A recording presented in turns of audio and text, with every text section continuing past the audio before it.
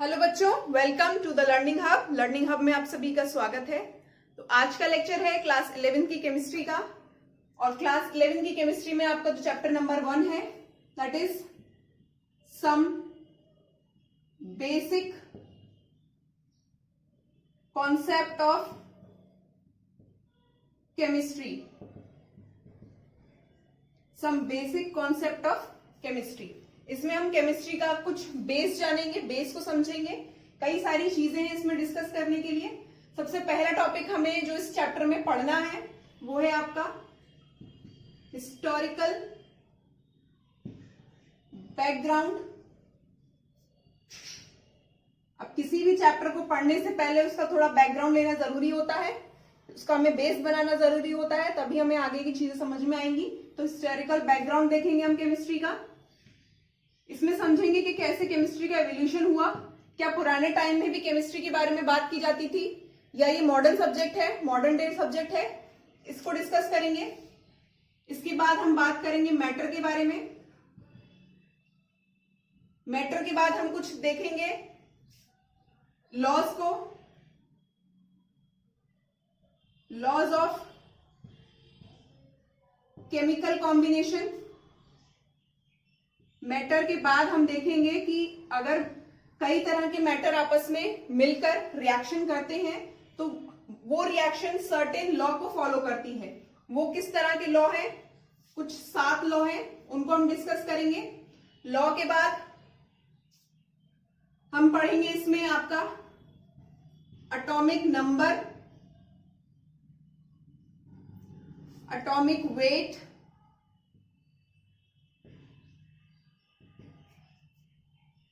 Equivalent weight,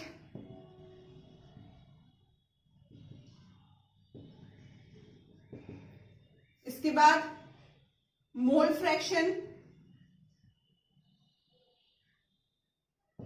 mole fraction देखेंगे। Clear हुआ? तो ये कुछ टॉपिक हैं जो हमें इस चैप्टर में आपके साथ डिस्कस करनी है। क्लियर? तो सबसे पहले हम शुरू करते हैं आपका टॉपिक नंबर 1 जो है historical background of chemistry. Clear? तो हिस्टोरिकल बैकग्राउंड ऑफ केमिस्ट्री में केमिस्ट्री मॉडर्न डे सब्जेक्ट नहीं है।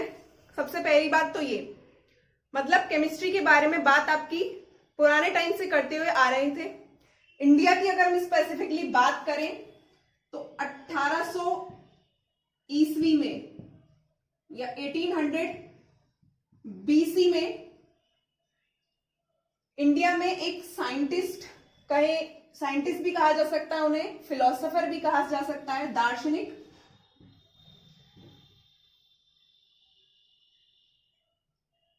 दार्शनिक, जिनका नाम था कणाद। क्लियर? इन्होंने सबसे पहले बात की थी परमाणु के बारे में। किसके बारे में बात की थी? परमाणु, मतलब एटम के बारे में सबसे पहले बात की थी। और इन्होंने बताया था कि जो हमारा यूनिवर्स है, जो हमारा ब्रह्मांड है, ये 4 चीजों से मिलकर बना है। क्या क्या है वो 4 चीजें? आपका अग्नि,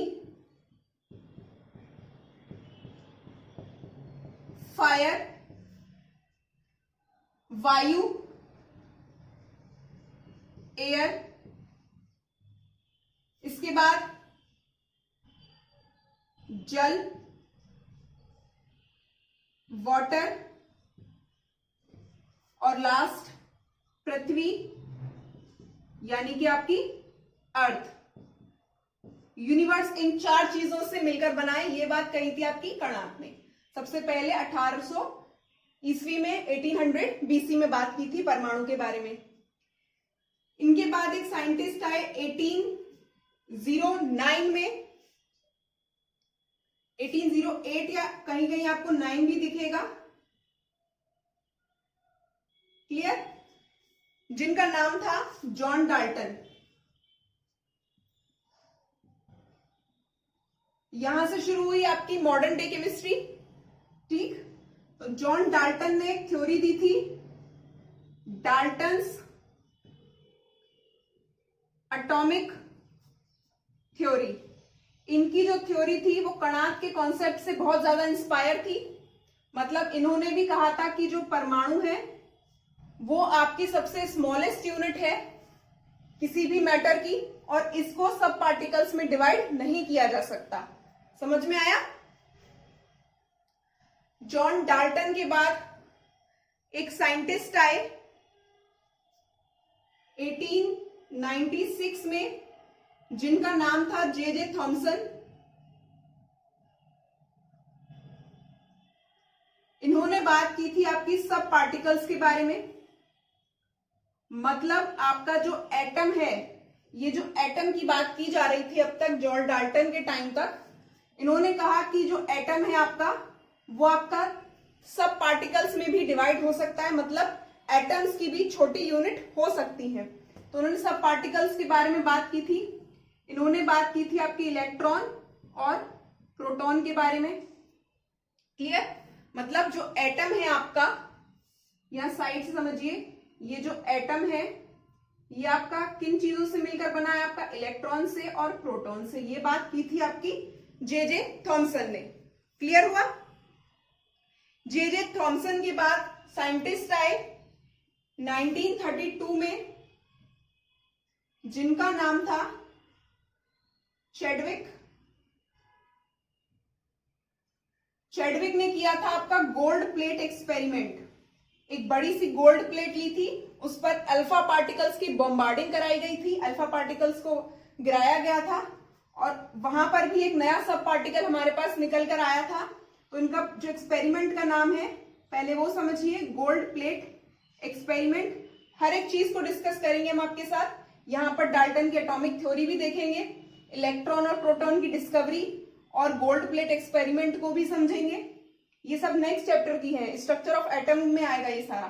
तो गोल्ड प्लेट एक्सपेरिमेंट, इस गोल्ड प्लेट एक्सपेरिमेंट से इन्होंने एक और नए सब पार्टिकल की बात करी थी, that is neutron.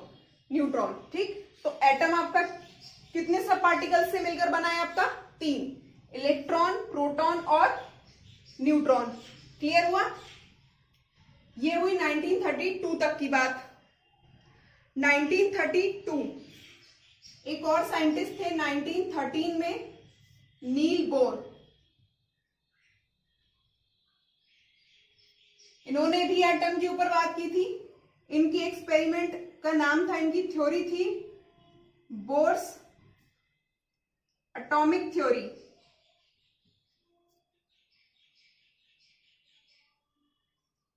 Bohr's atomic theory. जो जॉन डाल्टन की थ्योरी थी उसमें कुछ कमियां थी, उस कमी को पूरी करने के लिए बोर ने अपनी एक थ्योरी दी थी, जिसको बोला जाता है बोर्स एटॉमिक थ्योरी। क्लियर हुआ?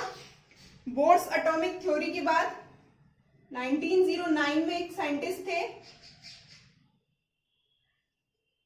जिन कितना नीचे नजर आ रहा है, जिनका नाम था मिलिकन। मिलिकन, जो यहाँ पर बायोलॉजी वाले स्टूडेंट्स होंगे वो मिलिकन एक्सपेरिमेंट पढ़ेंगे क्लास 12th में। क्लास 12th की बायोलॉजी में आपका मिलिकन एक्सपेरिमेंट है। तो मिलिकन ने एक एक्सपेरिमेंट किया था जहां उन्होंने बात की थी आपकी एवोल्यूशन की, कि जो ह्यूमन एवोल्यूशन है या जो जंतु का जन्म है, जो आपका प्लांट्स और एनिमल्स की जन्म हुआ, उसमें उसके ऊपर एक छोटा सा एक्सपेरिमेंट किया था। और यहां बात की थी चार्ज की, या बायोलॉजी में बहुत डिटेल में पढ़ेंगे मिलिकन का एक्सपेरिमेंट। क्लियर हुआ? तो ये कुछ हिस्टोरिकल बैकग्राउंड था केमिस्ट्री का, कि केमिस्ट्री आज मॉडर्न डे सब्जेक्ट नहीं है, इसके बारे में पुराने टाइम से बात होती आ रही है। तो कैसे केमिस्ट्री में एवोल्यूशन हुआ, कैसे एटम की बात की गई, फिर एटम के बाद उसके सब पार्टिकल्स की बात आई, एटम्स की अलग अलग थ्योरी दी कुछ साइंटिस्ट ने, कुछ एक्सपेरिमेंट किए गए। तो ये सब आपका इवोल्यूशन के अंदर आता है केमिस्ट्री के। और ये सब बात हुई थी मैटर के ऊपर। किसके ऊपर बात हुई थी? मैटर के ऊपर। चलिए, हो गया? नोट कर लिया?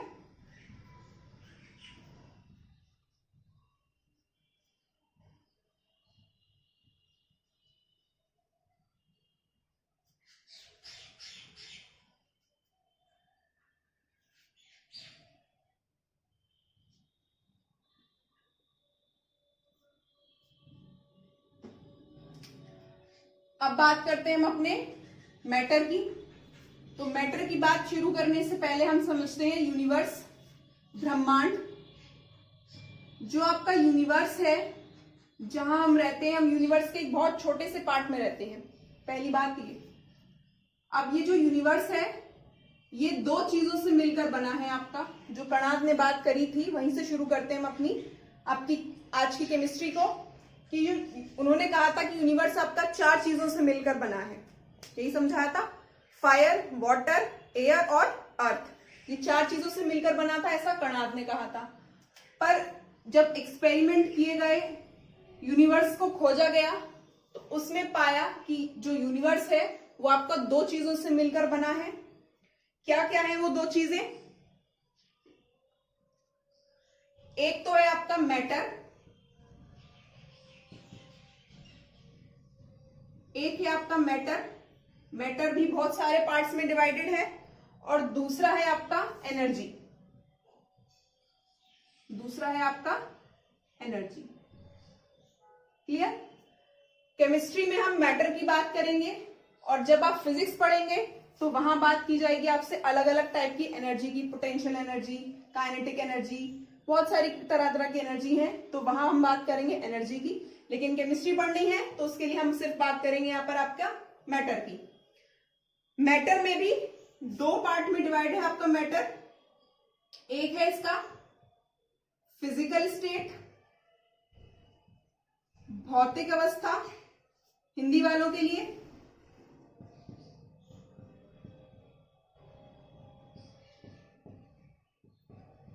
और दूसरी है इसकी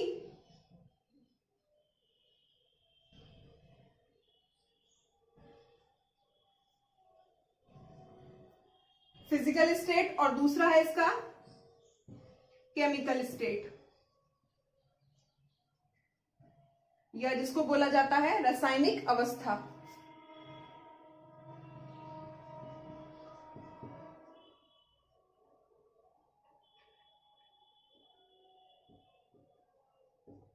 क्लियर? मैटर की दो स्टेट, एक फिजिकल स्टेट और एक केमिकल स्टेट। फिजिकल स्टेट की अगर हम बात करें तो ये तीन है। एक है आपकी सॉलिड, लिक्विड और गैस। हिंदी में ठोस, द्रव और गैस। क्लियर? ये बात हुई मैटर की फिजिकल स्टेट। अब आते हैं केमिकल स्टेट पर। केमिकल स्टेट में ये दो पार्ट में डिवाइडेड है आपकी। थोड़ा सा बड़ा करते हैं इसे। एक है इसकी प्योर फॉर्म या प्योर स्टेट, और दूसरा है इम्प्योर।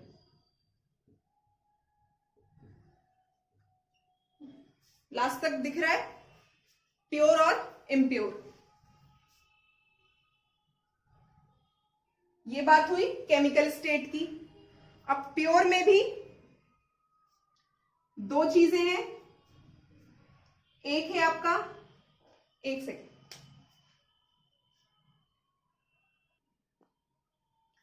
प्योर में दो पार्ट हैं आपके। एक है एलिमेंट,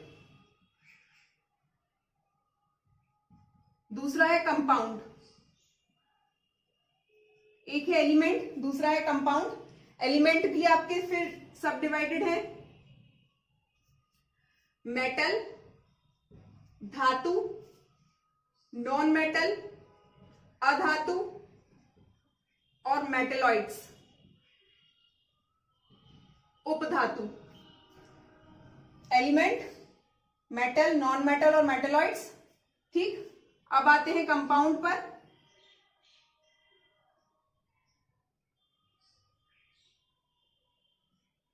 कंपाउंड,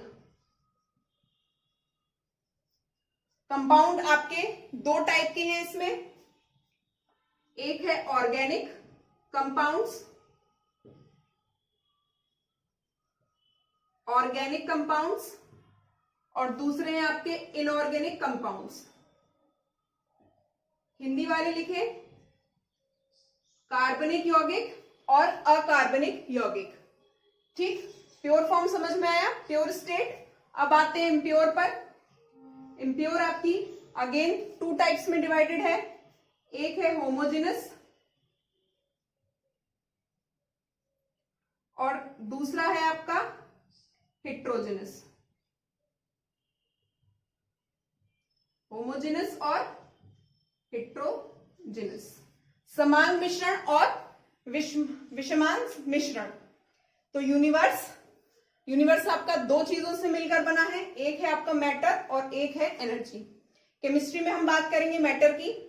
मैटर को अगेन 2 पार्ट्स में डिवाइड किया गया, एक फिजिकल स्टेट मैटर की और एक मैटर की केमिकल स्टेट।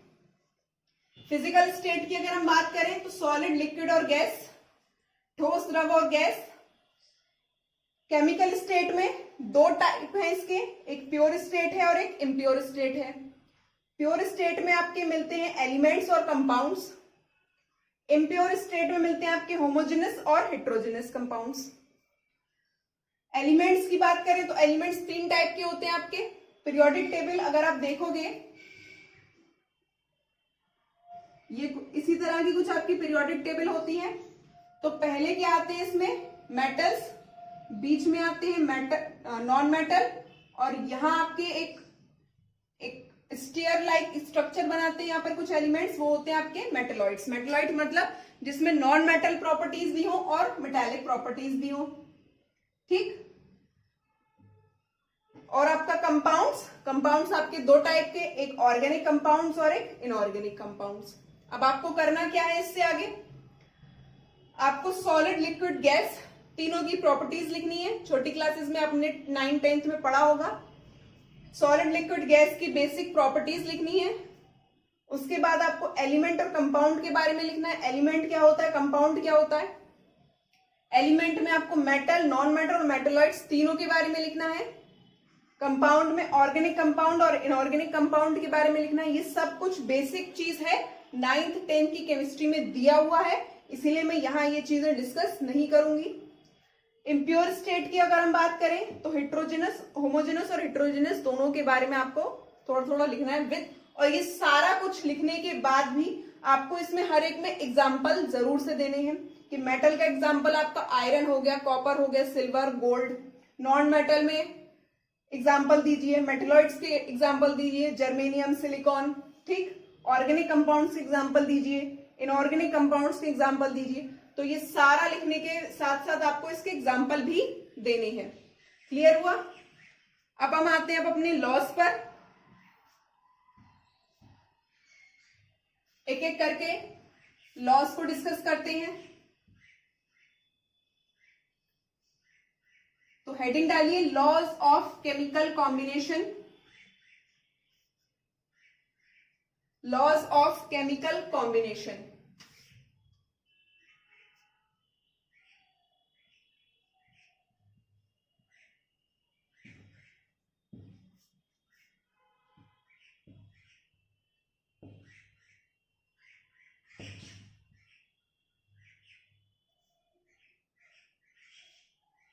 क्लियर। सबसे पहला लॉ है आपका law of conservation of mass. Law of conservation of mass, mass का कंजर्वेशन। सपोज करिए हमारे पास 2 रिएक्टेंट है, रिएक्टेंट ए और रिएक्टेंट बी। ये दोनों मिलकर आपका ए बी प्रोडक्ट बनाते हैं। अब रिएक्टेंट ए जो है इसका हमारे पास 1 ग्राम मौजूद है और रिएक्टेंट बी का भी हमारे पास 1 ग्राम है। इन दोनों ने मिलकर क्या बनाया है, ए बी। तो ए बी का जो मास होगा वो कितना आएगा, टोटल 2 ग्राम। तो law of conservation of mass हमसे कहता है कि sum of mass of reactant, sum of mass of reactant, reactant के मास का जो सम है, जो टोटल है, वो किसके बराबर होना चाहिए, सम ऑफ मास ऑफ प्रोडक्ट, मतलब प्रोडक्ट के मास के बराबर होना चाहिए। अगर ये हुआ तो ये हमारा कौन सा रूल फॉलो कर रहा है, कौन सा लॉ फॉलो कर रहा है, कंजर्वेशन ऑफ मास का। क्वेश्चन देखते हैं किसके ऊपर। क्वेश्चन है हमारे पास, शॉर्ट में लिख रही हूं मैं क्वेश्चन को, जो हमारे पास गिवन है सिर्फ वही। हमारे पास इथेन गिवन है, क्लियर। इथेन मतलब C2H6 है हमारे पास 1.5 ग्राम, ठीक। दूसरा हमारे पास गिवन है कार्बन डाइऑक्साइड CO2, ये गिवन है 4.4 ग्राम, और ऑक्सीजन H2O गिवन है 2.7 ग्राम। H2O गिवन है हमारे पास 2.7 ग्राम। हमें फाइंड करना है, find the mass of O2 required.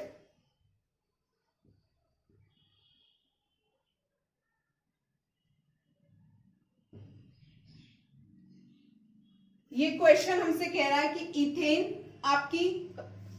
Ethane को जब बर्न किया जाता है, इथेन को जब जलाया जाता है तो हमारे पास कार्बन डाइऑक्साइड और H2O मिलता है।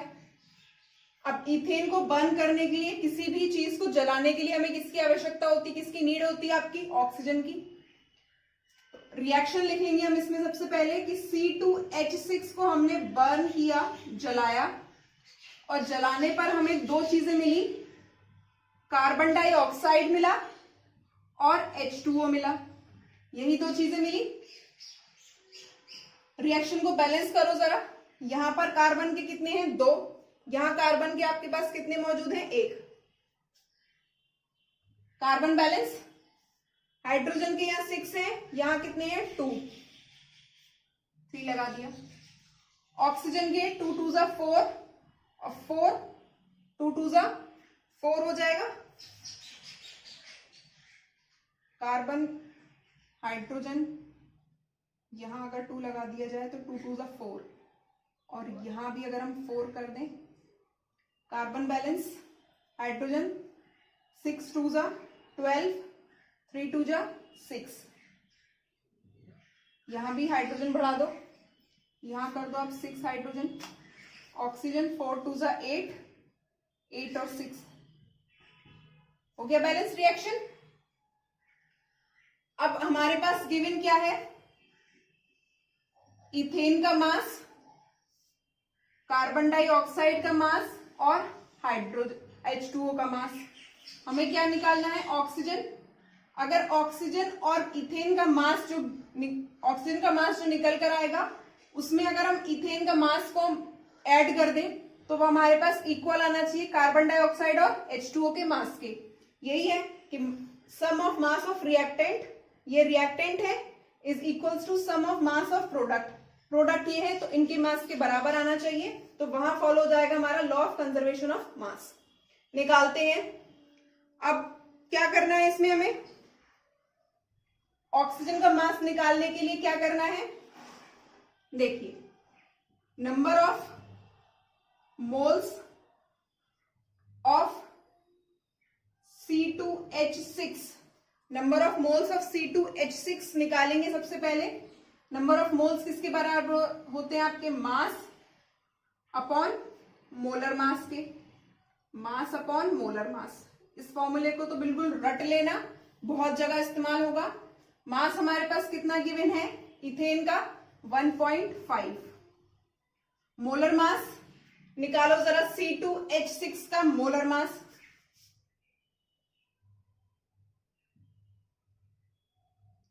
C2H6। कार्बन का एटॉमिक वेट, एटॉमिक मास कितना होता है, 12। कितने हैं कार्बन के, 2 एटम्स है। हाइड्रोजन का होगा 1 × 6, तो 12 2 जा 24 + 6, ये हो जाएगा आपका 30। मोलर मास कितना निकल कर आया इसका, 30। सॉल्व करेंगे, 1/20 0.05 निकल कर आया। नंबर ऑफ मोल्स कितने आए C2H6 के? 0.05। अब ये जो नंबर ऑफ मोल्स हैं, मतलब एक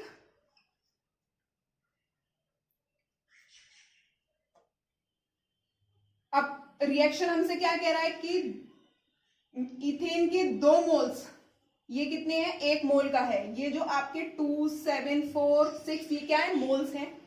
तो आपके 2 मोल्स, 2 मोल्स ऑफ C2H6 के 2 मोल्स को जलाने के लिए आपके कितने ऑक्सीजन की जरूरत है? आपके 7 मोल्स की।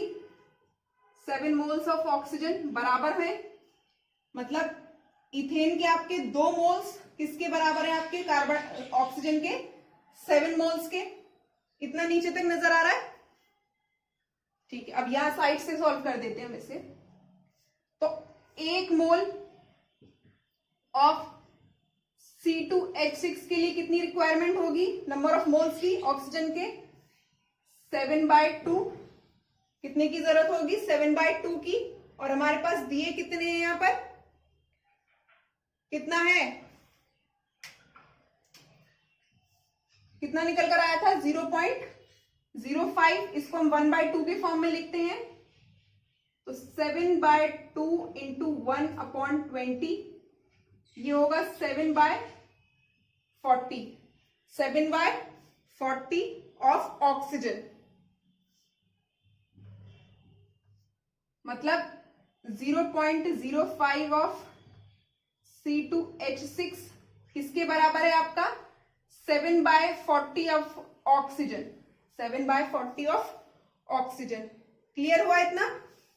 क्या किया है हमने कि हमारे पास एक रिएक्शन दी है, इथेन को बर्न करने पर कार्बन डाइऑक्साइड और जल मिल रहा है। अब हमारे पास इथेन का मास है, कार्बन डाइऑक्साइड का मास है और H2O का मास दिया हुआ है। मास गिवन है, लेकिन हमें ऑक्सीजन का मास नहीं पता। तो ऑक्सीजन का मास निकालने के लिए हमें क्या चाहिए होगा? इथेन का नंबर ऑफ मोल्स निकाला। इथेन के नंबर ऑफ मोल्स कितने निकल कर आए? 1/20 है, 0.05।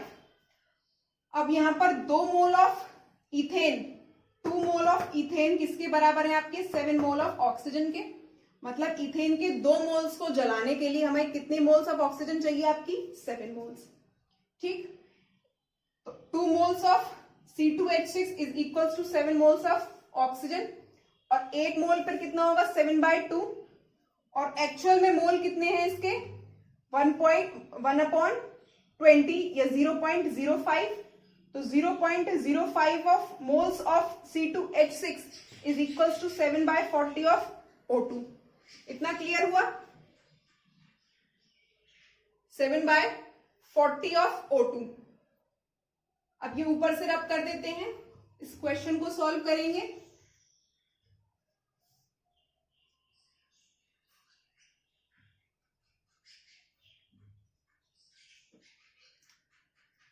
तो ऑक्सीजन के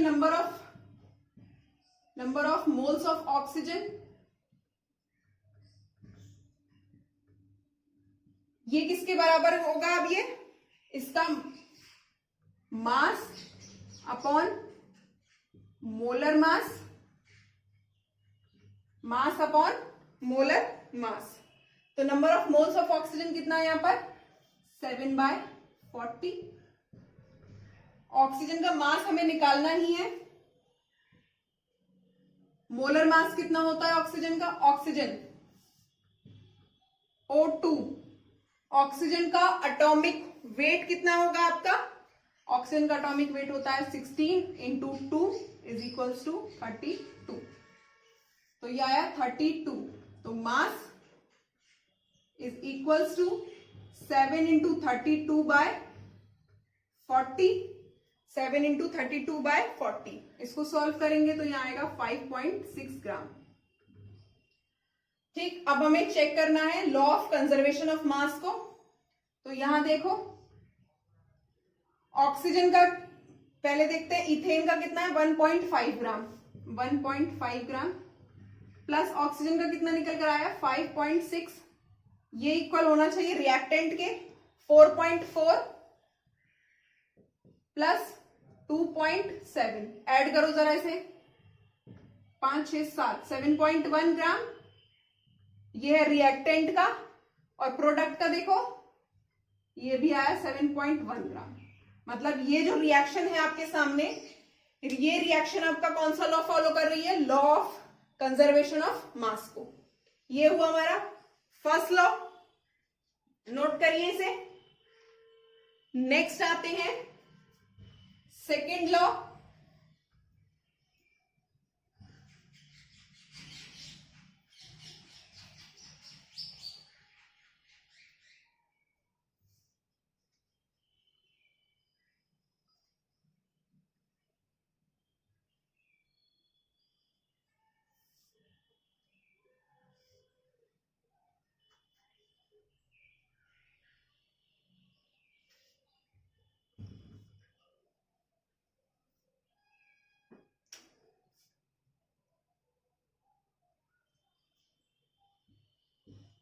सेकेंड लॉ है आपका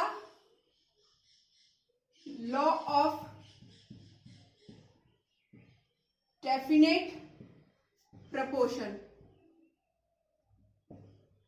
law of definite proportion. Law of definite proportion हमसे क्या कहता है?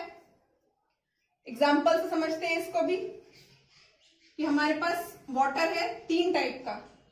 एक हमने लिया टैप वाटर, एक हमने लिया सी वाटर, और एक हमने ले लिया यहां पर रिवर वाटर। एक हमने ले लिया रिवर वाटर। टैप वाटर का फॉर्मूला H2O होगा, सी वाटर इसका भी फॉर्मूला H2O होगा, और रिवर वाटर इसका भी फॉर्मूला आपका H2O होगा। क्लियर? अब हम इसमें मास का रेशियो देखें तो हाइड्रोजन के 2 हैं, 1:2 रेशियो। ऑक्सीजन का भी मैंने बताया 16, तो 2:16। ये सिंपल है, और सिंप्लीफिकेशन करें इसका तो 1:8 आएगा। यहां देखिए हाइड्रोजन के 2 हैं और ऑक्सीजन 16, 2:16 या 2:16 या 1:8, यही आया।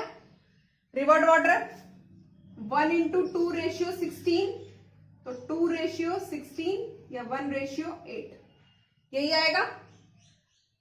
तो ये लॉ हमसे क्या कह रहा है? लॉ ऑफ डेफिनेट प्रोपोर्शन हमें क्या समझाता है? लॉ ऑफ डेफिनेट प्रोपोर्शन हमसे कहता है कि चाहे आप टैप वाटर लीजिए, चाहे सी वाटर लीजिए, चाहे आप रिवर वाटर लीजिए, तीनों में क्या है? वाटर है, और वाटर का हर जगह फॉर्मूला क्या होगा? H2O, H2O और H2O। और इसमें हाइड्रोजन और ऑक्सीजन का जो मास का रेशियो है वो क्या होगा? 1:8, 1:8, 1:8। आप दुनिया में कहीं का भी पानी ले लीजिए, सभी में हाइड्रोजन और ऑक्सीजन होगा, और हाइड्रोजन और ऑक्सीजन के मास का रेशियो कितना आएगा? 1:8 ही आएगा। तो डेफिनेट प्रोपोर्शन का लॉ हमसे क्या कहता है कि कंपाउंड चाहे कहीं का भी हो, उसका जो कॉम्पोजिशन होगा वो सेम होगा, और उस कॉम्पोजिशन में जो मास का रेशियो निकल कर आएगा वो भी आपका सेम निकल कर आएगा। तो डेफिनेशन लिखते हैं इसकी, a chemical compound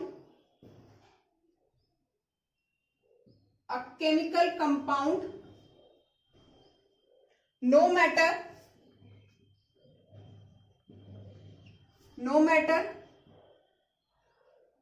from where या from which source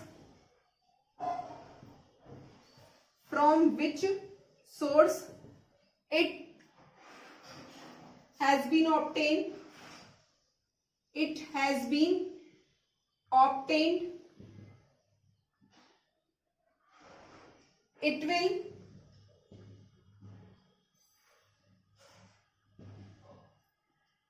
will contain same elements,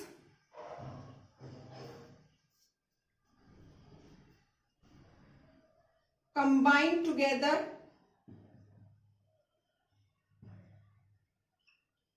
combine together in the same fixed proportion of mass.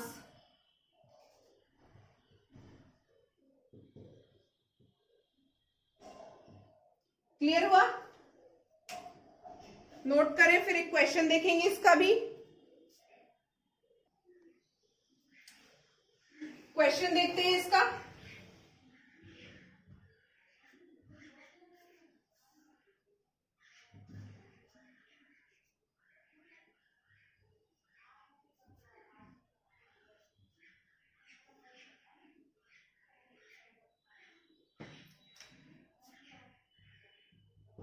Question हमसे कह रहा है कि 0.243 gram of magnesium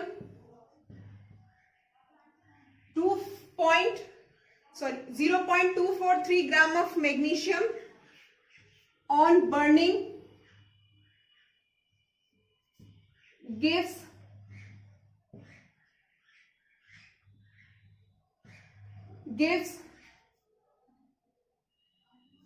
0.430 gram of magnesium oxide.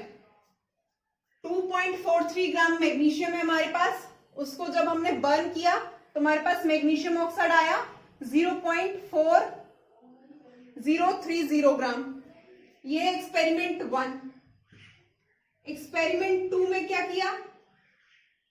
0.182 gram of magnesium on burning gives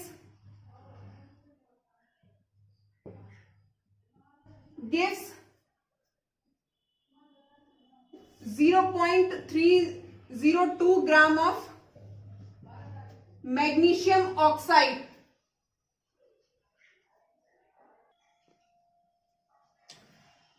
इस question में हमारे पास दो experiment है, एक्सपेरिमेंट 1 और एक्सपेरिमेंट 2। एक्सपेरिमेंट 1 हमसे क्या कह रहा है कि मैग्नीशियम, और थोड़ा सा नीचे लिखते हैं इसे, मैग्नीशियम ऑक्सीजन और मैग्नीशियम ऑक्साइड, 3 चीजों की बात हो रही है। और 2 एक्सपेरिमेंट है इसमें, एक्सपेरिमेंट 1 और एक्सपेरिमेंट 2। पहले एक्सपेरिमेंट में हमारे पास मैग्नीशियम कितना दिया है? 0.243 ग्राम। ऑक्सीजन हमें नहीं दिया। मैग्नीशियम ऑक्साइड कितना दिया है? 0.4030 ग्राम। ये हुई फर्स्ट एक्सपेरिमेंट की बात। सेकंड पर आओ। सेकंड एक्सपेरिमेंट में मैग्नीशियम हमारे पास गिवन है 0.182 ग्राम। ऑक्सीजन नहीं दिया हुआ है और मैग्नीशियम ऑक्साइड है 0.302 ग्राम। अब देखो, क्या इस एक्सपेरिमेंट में हम मैग्नीशियम ऑक्साइड में से मैग्नीशियम को माइनस कर दे तो हमारे पास ऑक्सीजन आ जाएगा? मैग्नीशियम ऑक्साइड में से हम माइनस कर दे मैग्नीशियम को तो हमारे पास ऑक्सीजन आ जाएगा। मैग्नीशियम ऑक्साइड कितना है? 0.4030 माइनस मैग्नीशियम कितना है? 2.243। तो ऑक्सीजन हमारे पास कितना निकल कर आएगा इसमें? ये आएगा 0.160। तो ऑक्सीजन कितना आया? 0.160 आया। दूसरे एक्सपेरिमेंट में भी सेम चीज की जा सकती है। मैग्नीशियम में से मैग्नीशियम ऑक्साइड में से मैग्नीशियम को माइनस करें तो ऑक्सीजन निकल कर आएगा। मैग्नीशियम ऑक्साइड है हमारे पास 0.302 माइनस मैग्नीशियम है 0.182 और ऑक्सीजन इसमें से निकाल सकते हैं हम 2 माइनस 1 तो 0.120 ग्राम ऑक्सीजन। तो हमारे पास मैग्नीशियम भी हो गया, ऑक्सीजन भी हो गया और मैग्नीशियम ऑक्साइड भी आ गया, तीनों आ गए। अब हम बात करते हैं अपने लॉ की, लॉ ऑफ डेफिनेट प्रपोर्शन। तो एक्सपेरिमेंट 1 और एक्सपेरिमेंट 2 दोनों में मैग्नीशियम और ऑक्सीजन का रेशियो अगर हम निकालेंगे तो सेम आएगा। मैग्नीशियम कितना है 0.243 अपॉन 0.10160। एक्सपेरिमेंट 2 में मैग्नीशियम है 0.182 बाय ऑक्सीजन 0.120। सॉल्व करें इसे तो सॉल्व करने पर ये आएगा 1.51 और ये भी आएगा 1.51।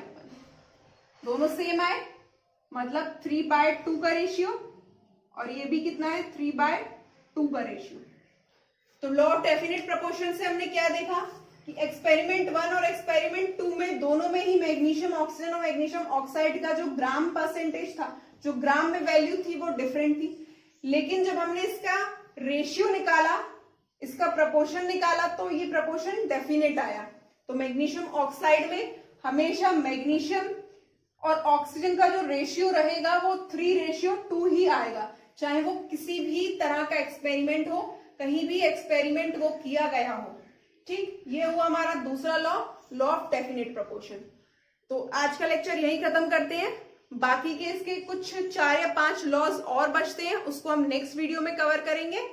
तो यहाँ हमने 2 लॉज को कवर किया, यूनिवर्स के बारे में देखा, मैटर के बारे में देखा, और हमने देखा कि इस चैप्टर में हमें क्या क्या पढ़ना है। तो अगर आपको ये वीडियो पसंद आया हो तो प्लीज लाइक द वीडियो और please subscribe the channel. Thanks for watching and as always God bless you all.